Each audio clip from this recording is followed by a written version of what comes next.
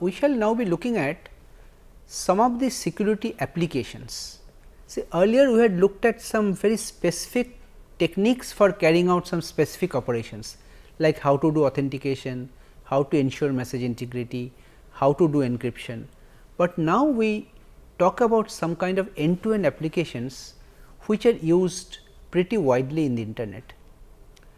Now, in this lecture, which will be the part 1 of the applications, we shall be talking about something called secure socket layer or SSL, and we shall see how SSL works.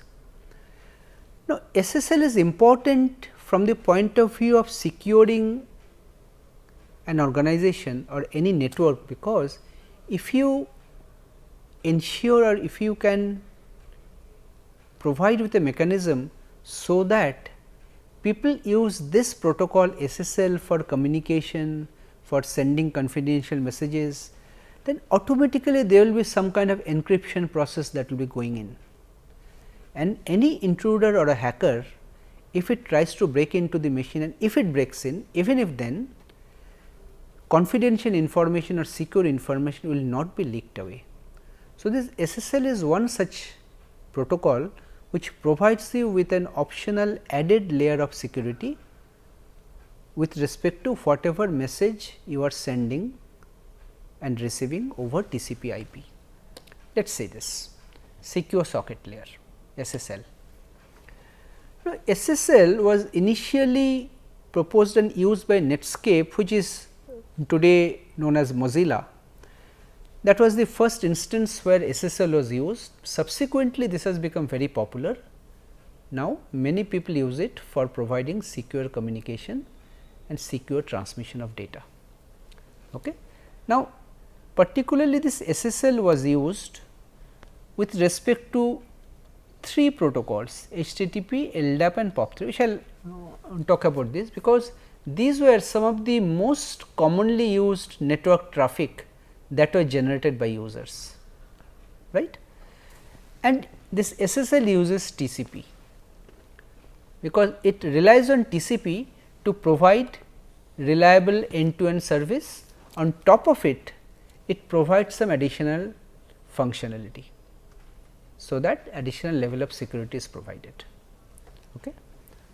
So, SSL can be used, which runs on top of TCP IP to develop any security application in general.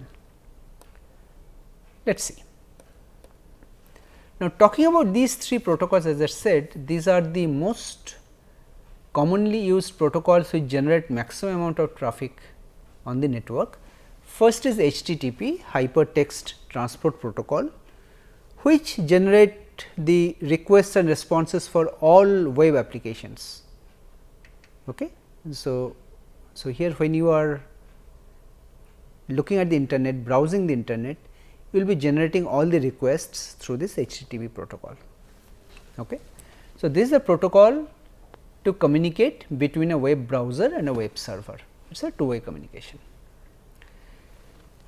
And there is another very important component or traffic which is generated, this is called LDAP, Lightweight Directory Access Protocol. This is used in email and other services, where information about some users and entities are stored in some directories. To access them, you need LDAP messages to be sent and received. And finally, for accessing electronic mails, POP3 is one of the protocols. POP is the short form for Post Office Protocol version 3. It is used for retrieving mails from a email server, right. So, these are some examples, there are other examples also which use SSL. So, pictorially this is how things work. So, you see here you have TCP IP, and the underlying physical layer is here, that provides you with the basic network interface over which you can transmit messages and packets. Now, SSL sits on top of it. So, you can generically call them as network layer, but technically speaking this is actually a combination of network and transport layers, right. But you can say generically these are the two layers which provide transport of data over a network. That is why you can roughly call it a network layer. And above that you can have various applications. So, I am showing only these three, there can be others also. Now, these three I have shown because they use SSL, they are known to use SSL, but there can be some other applications which may be directly using TCP IP, but you can also develop some other applications which may be using SSL. So, SSL is a layer which sits on top of TCP and it is an optional layer. All applications do not use TCP, do not use this layer SSL. They can directly interact with TCP if they want. Okay. Fine. Now, the basic objective of this secure socket layer or SSL are several. First is authentication. The client and server, two parties are communicating over a network, they must authenticate each other. So, I know who is the other party, the other party also knows who I am.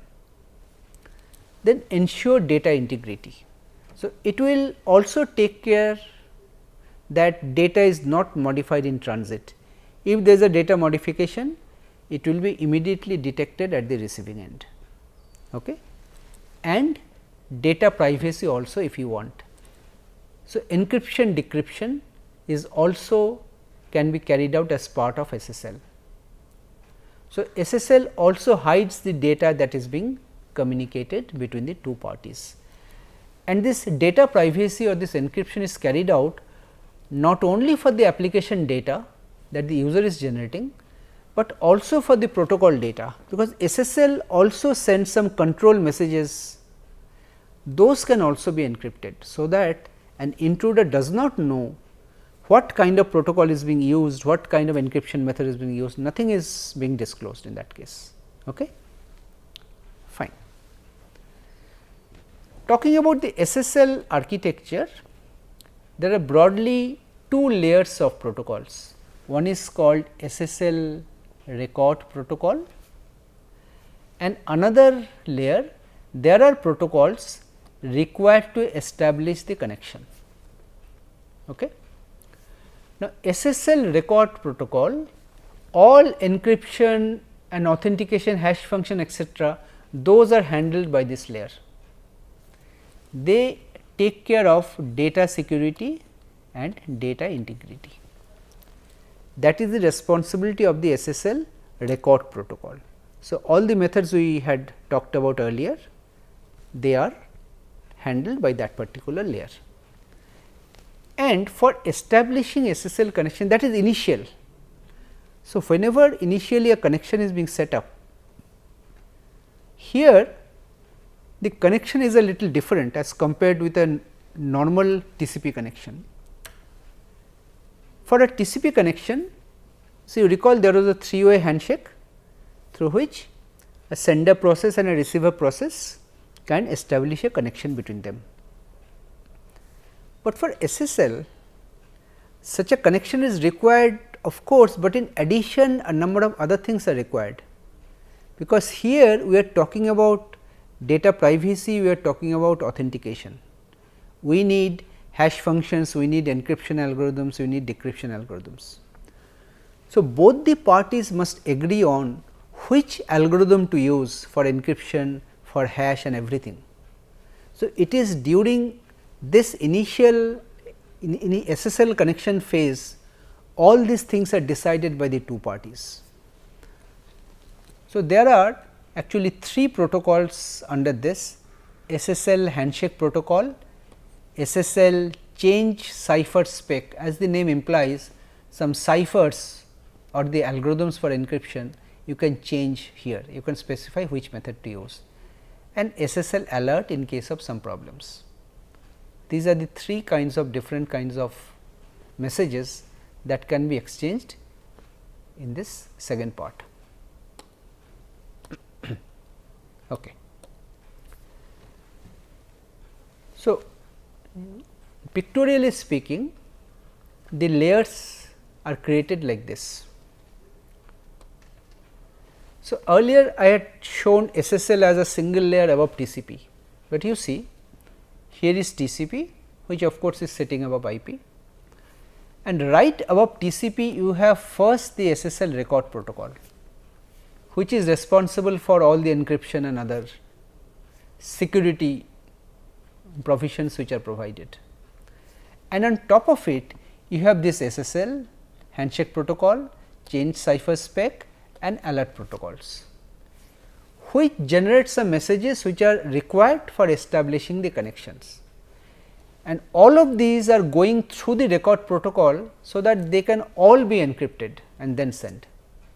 In addition, you can have your applications.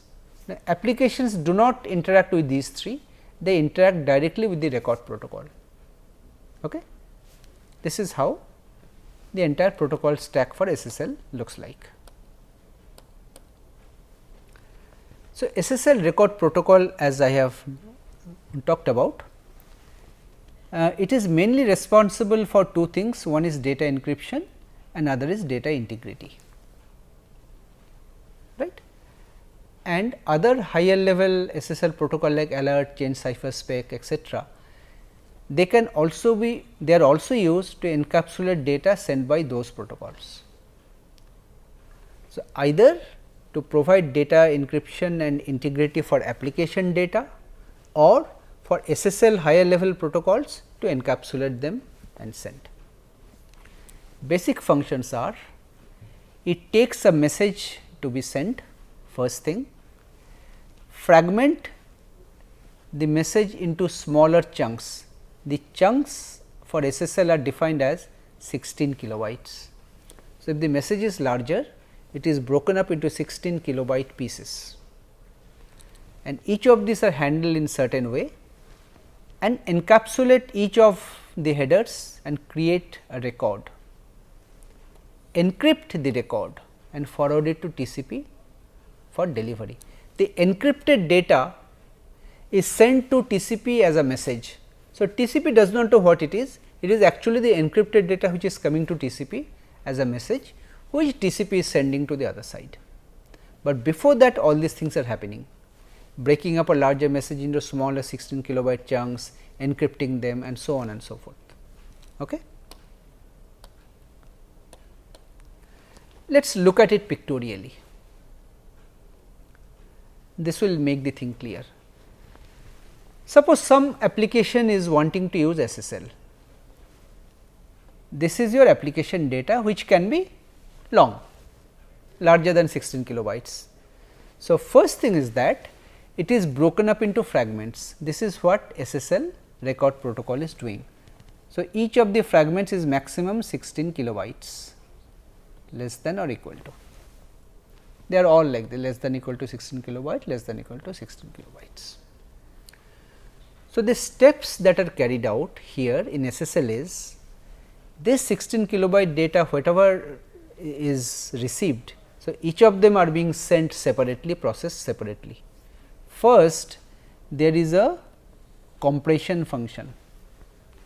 You do a data compression. If it is text data, you know that if you do a compression, it reduces in size significantly. So, you do compression, your data gets compressed, maybe the size becomes less. Then you generate some kind of hash, you generate a message authentication code. This can be keyed, this can be unkeyed, you can agree on exactly what method to follow. So, with this compressed data, you add the MAC. Then you encrypt the whole thing. You can decide which encryption method to use, DDoS, AES or anything else. So, this green box you see, this is your encrypted data. Then some SSL header is added. This is an SSL header which is added to this encrypted data, and this is given to TCP. This is the data for TCP. So, TCP what it will do? TCP will add a TCP header before it can send it. Okay. So, this whole thing which comes, this comes to TCP as the basic data to be sent. Okay. This is how SSL record protocol works. It breaks up larger data into smaller chunks. First it does a compresses, then adds a message authentication code, encrypts the whole thing, then adds the header. H is the SSL record header. Then it gives it to TCP for delivery. Okay. So, SSL record header consists of a number of fields. So, I am just showing you some of them. Content type, that what is the type of payload it is carrying, is it application data or is it change cipher spec, some higher level protocol, or is it SSL alert or what it is. Then the SSL version, there are two categories of version, major version and minor version.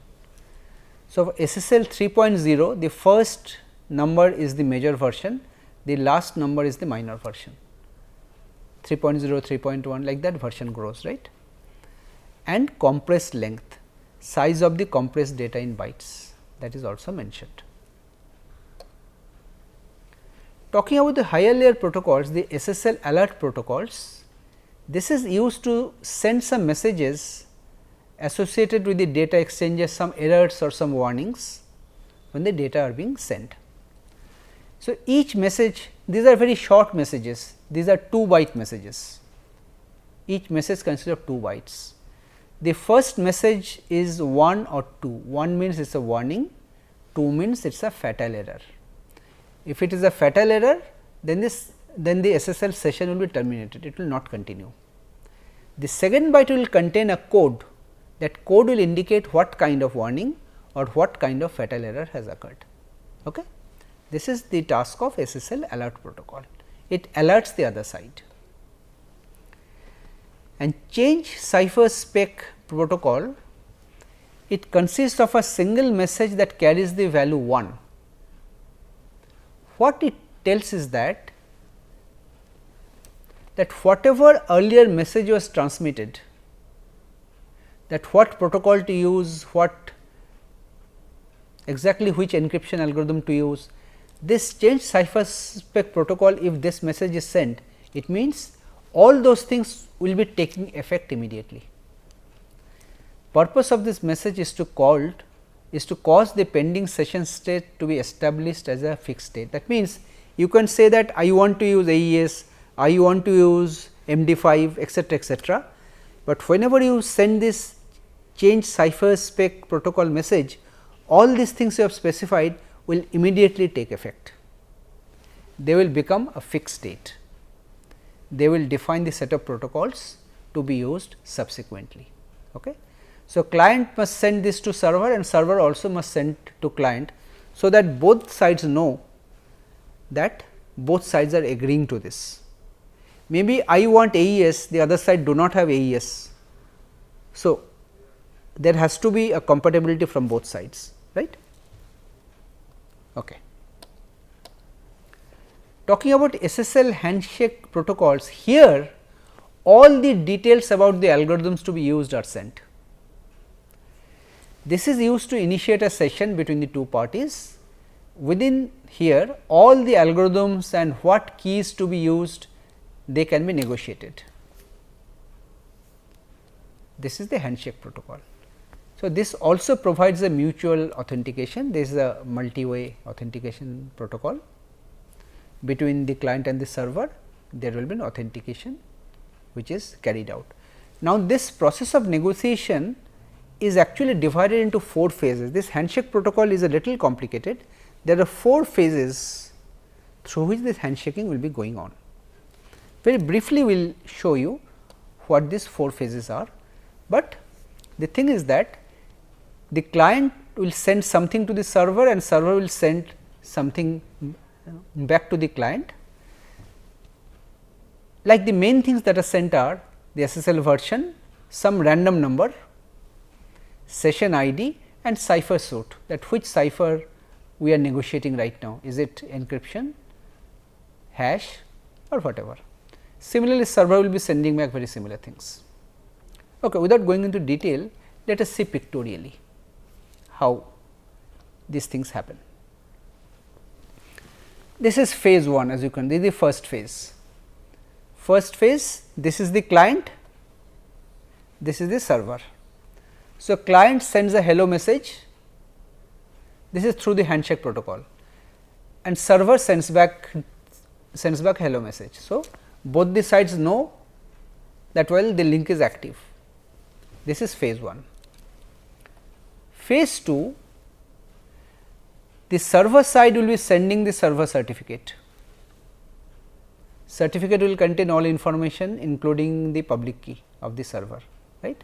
So, certificate will be sent and server will also send the value of the key, but you see the server already had sent the certificate, that means the public key as part of it. So, now the key will not be sent in plain text, it will be encrypted by the private key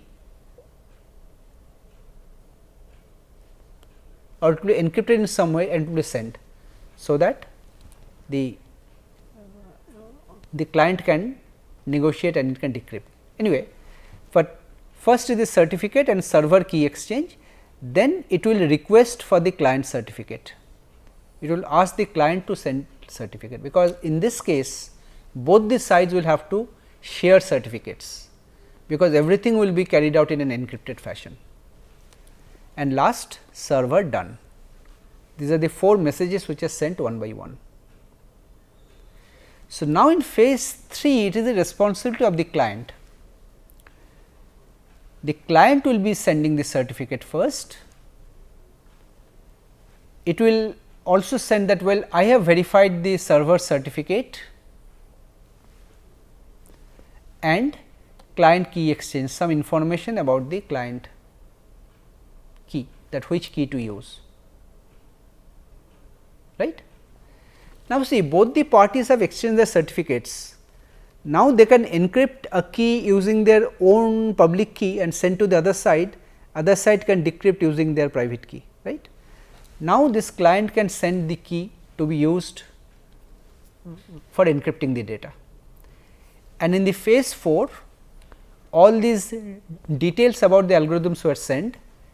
Now, change cipher spec, this was sent, then finished. On the other side similarly change cipher spec and finished. Now, here I am showing the minimum amount of messages, but there can be more messages, there can be more means algorithms and information to be sent and received. They are all done during phase 2 and phase 3, right. Now, as part of this certificate, for example, all information about which algorithm to use, they will be mentioned. So, you can negotiate. If the server or the client says that well I do not support that algorithm, he can change it and send it back. So, some more messages will be sent back and forth. Okay. So, this is how the connection establishment occurs during the handshake protocol. And some SSL based services, these 3 already I talked about, and SMTP was also there, simple mail transfer protocol, and these are the port numbers which are used, standard port numbers. Secure HTTPS uses port number 443, LDAP uses 646, SMTP 463 and POP3 uses 995. So, with this we come to the end of this lecture, where we talked about the SSL protocol, which is a very commonly used secure protocol, security protocol that runs on top of the TCP and can be used to secure many applications. So, you see in an organizational network, whenever you detect that there are some flaws and there are some loopholes, one alternative of course is to try and use this kind of security protocol and migrate to this kind of secure message exchanges, so that confidential information or sensitive information are not leaked out to unauthorized persons who are having unauthorized accesses in the network. Thank you.